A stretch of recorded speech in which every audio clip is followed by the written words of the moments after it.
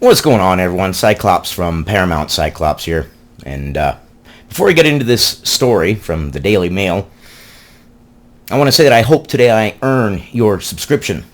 I hope today that I can become a part of your news diet, a source of information that you can pick apart. And if I'm wrong, you can tell me I'm wrong. And if I'm right, you can say, wow, Cyclops, you were right. You guys are awesome, amazing, important, and I will always encourage you and give you the best information that I can as I can. Now, you know how your brain goes and thinks like 20,000 different thoughts all at the same time in a matter of a few seconds. Well, Cuomo a while ago had said that if New York economy tanks, he would just buy up all the properties at the cheaper price and then turn them into low-income housing or something of that effect. So think of this. You have an economic powerhouse like New York, a city that is very rich, a city that is well accustomed to bringing in many, many hundreds, if not billions of dollars every year in taxes. Lots of rich people live there. They have a lot of regulation. And they get a lot of taxes. Now let's say you want a slice of that money from that powerhouse. How do you do it? Well, you shut its doors. And then when the economy tanks and prices drop, and you can buy up houses for a fraction of the price, and other properties, you buy up all those houses and properties. Then when COVID disappears, which it will, and things will eventually go back to normal, and the economy will recover. It's like the stock market. When there's a crash, I don't sell, I buy. When there's a stock market crash, it's like walking into Walmart, Target, whatever your favorite store is, and seeing everything on sale.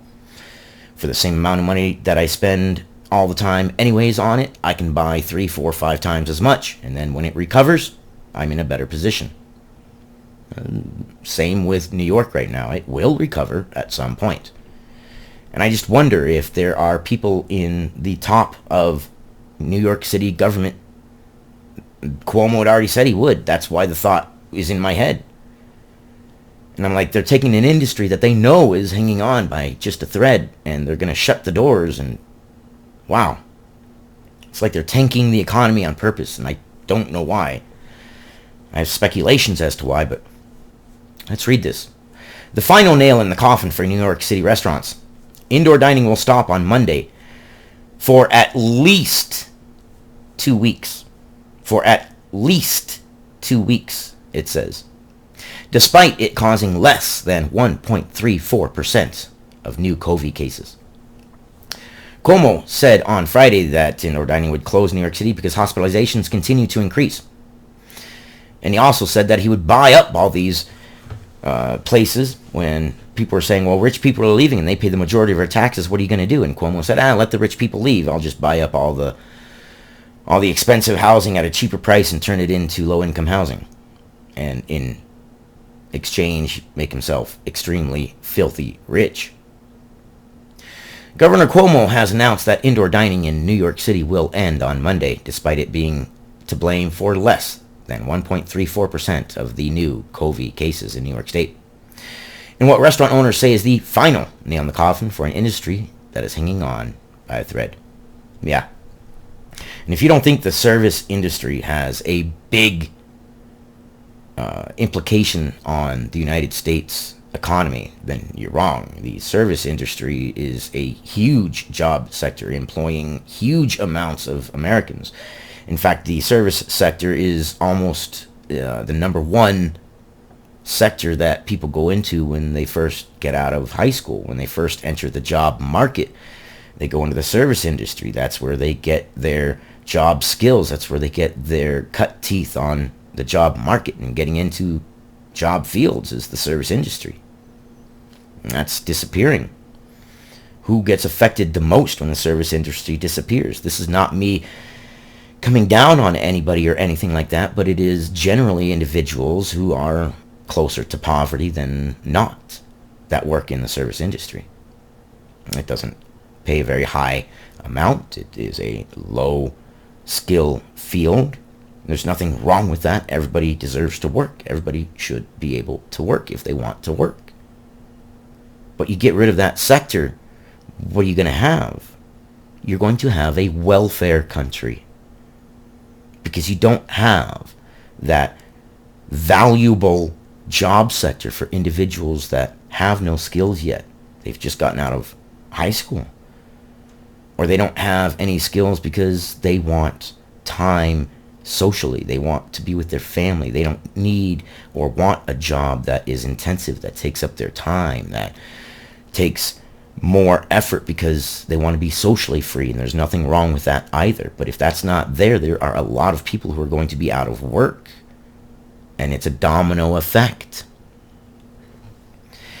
The decision serves as a death warrant for many small, independently owned restaurants. And that's the other thing.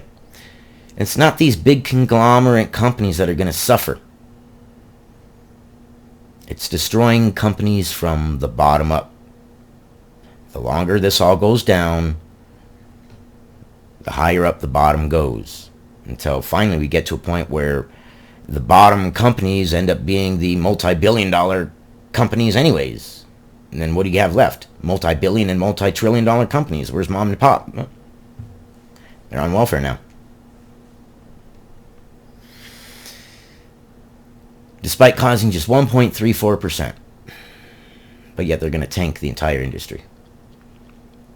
Okay. The decision serves as a death warrant for many small, independently owned restaurants which have struggled to stay afloat in New York City through months of closure, punitive restrictions, and with no stimulus money since April. Cuomo said on Friday that he isn't opposed to giving out state relief, but that he was going to wait to see if the federal government provided stimulus first. Yeah. Gone are the days when people take care of their own first. Now we are in the days of, well, I don't want to spend the money on my people. I'd rather see if someone else will spend the money first. If that person doesn't spend the money on my people, then we'll spend the money on my people. But by then, it's going to be too late. It does nothing to help bar and restaurant owners who now have only 2 days to make money. They can have people eat outdoors or operate deliveries and takeout. A lot of these places and jurisdictions like here have certain laws and distances. When you are a bar or you serve certain percentages of your sales are alcohol, you can only sell alcohol a certain distance away, and in some instances in states and jurisdictions you can't have alcohol outside at all. So places like that, what are they going to do? They can't, the majority of their money comes from alcohol sales. Well, they can't have outdoor dining. They can't have outdoor sales. They can't do it. So they're pretty much definitely done. But with temperatures plunging to below freezing, a snowstorm due next week, and with many more months of winter ahead, diner numbers are dwindling. Okay, so then we take Jussie Smollett and we replicate him 100 million times, because he can stand below 50-degree weather to go to Subway. So that's the solution to that, right? So I had to throw that joke in there.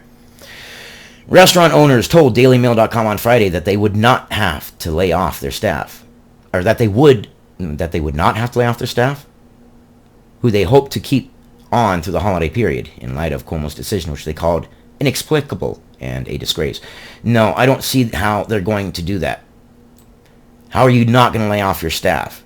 You're going to keep them on for 2 weeks. There are going to be a lot of small mom and pop shops that cannot do that. Maybe they said they hope that they don't have to, but I don't see how they could do it.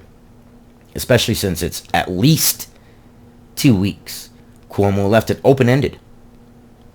They said Cuomo's decision would do nothing to stop the spread and would only send more people into private gatherings, which account for a whopping 74%, while delivering a fatal blow to them. And they're not wrong. Think of it this way. I'll use my state as an example. I have 1, 2, 3, 4 Walmarts around me. Yeah, we love Walmarts here. They're all about, from my area, let's say 20 to 30 minutes away. Okay? This Walmart closes. Everybody in this area from that direction now has to go to these other 3 Walmarts. Then that Walmart closes. Now everybody from that direction and that direction have to go to these 2 Walmarts. Well, now these 2 Walmarts literally are trying to handle 4 Walmarts worth of people. The lines are huge. Takes an hour, hour and a half, sometimes 2 hours to get into Walmart. So what do? You go to a smaller place. You go to a smaller gathering. People are grouping together. This isn't working. It's not working.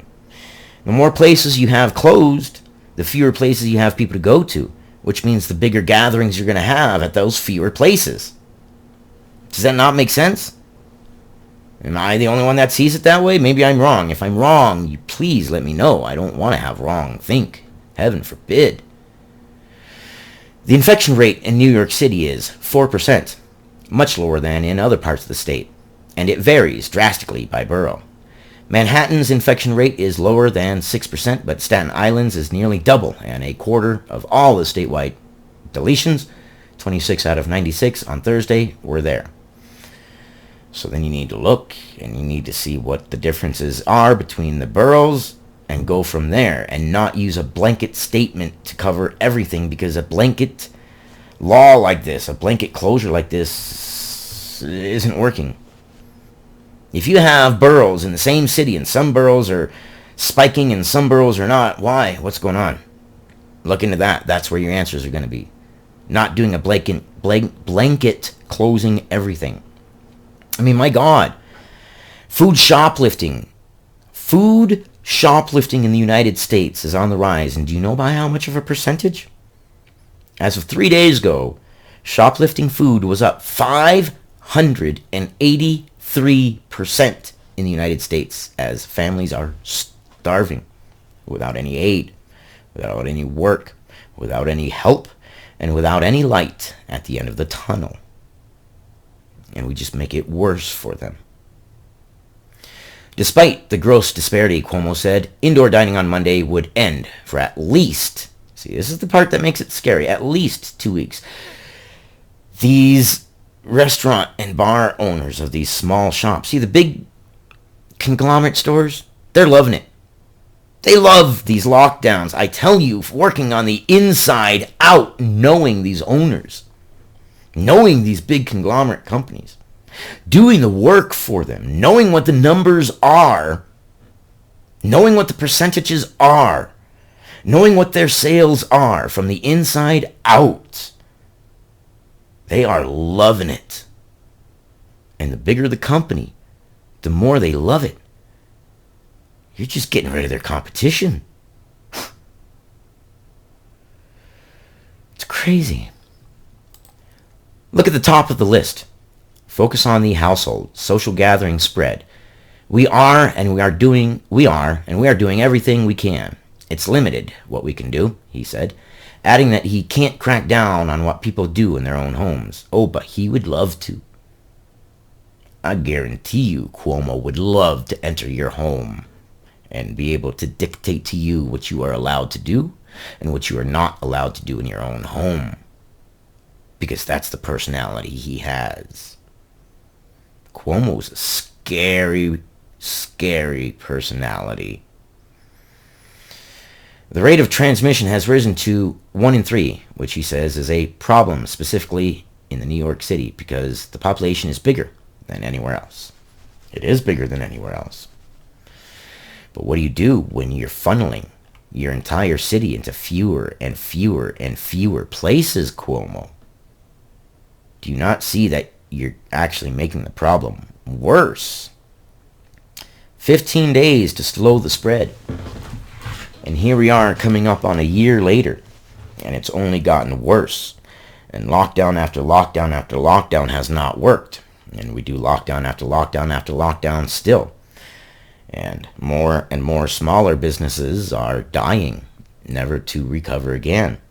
And bigger corporations are getting bigger and bigger, and loving it and smiling ear to ear. And on that, I believe I should probably make a admission. COVID has been great for me. I followed suit with these big corporations. I've studied them, see what they're doing, and followed suit. And I'm loving it. It's treating me very well. And that's not a good sign for you. I have invested and set myself in a position, reading the writing on the wall many years ago, that things were going this direction, and I invested and put my money and my effort, my time thusly. And the better I get, it means that the worse the country is getting. And I am doing very well at the moment. And that's not good. I love you guys. We'll see you on the next one. Take your partisan hats off. Listen to dissenting opinions and get your news from multiple sources. It's the only way you're going to inform yourself. And you need to take your partisan hats off. Be able to look at things from the bigger picture without names or anything, but look at the positions, look at what's going on from a factual, logical point of view. I love you guys. See you on the next one. And I hope, sincerely, that I have informed you in some way, shape, or form. And if I have, give me a subscribe. Talk to you later.